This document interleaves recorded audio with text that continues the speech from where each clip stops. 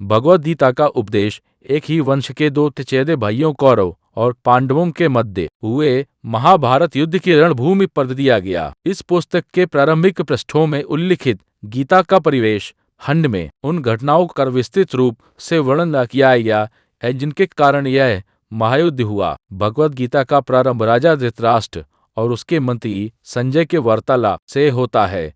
चूंकि धृतराष्ट्र नेत्रहीन था, इसलिए वह व्यक्तिगत रूप से युद्ध में उपस्थित नहीं हो सका। अतः संजय उसे युद्ध भूमि पर घट रही घटनाओं का पूर्ण सजीव विवरण सुना रहा था। संजय महाभारत के प्रख्यात रचयिता वेद व्यास के शिष्य थे। ऋषि वेद व्यास अपनी अलौकिक शक्ति के द्वारा सुदूर प्रदेशों में घट रही घटनाओं को प्रत्यक्ष रूप से देखने में समर्थ थे। अपने गुरु की अनुकंपा से संजय ने भी दूरदृष्टि की दिव्य चमत्कारिक शक्ति प्राप्त की थी। इस प्रकार से वह युद्ध भूमि में घटित सभी घटनाओं को दूर से देख सका। 1.1 धृतराष्ट्र ने कहा, है संजय, कुरुक्षेत्र की पवित्र भूमि पर युद्ध करने की इच्छा से एकत्रित होने के पश्चात मेरे और पांडु के पुत्रों ने क्या किया? ये 1.2 संजय ने कहा, है राजन, पांडवों की सेना की व्यूहरचना का अवलोकन कर राजा दुर्योधन अपने गुरु द्रोणाचार्य के पास जाकर इस प्रकार बोले।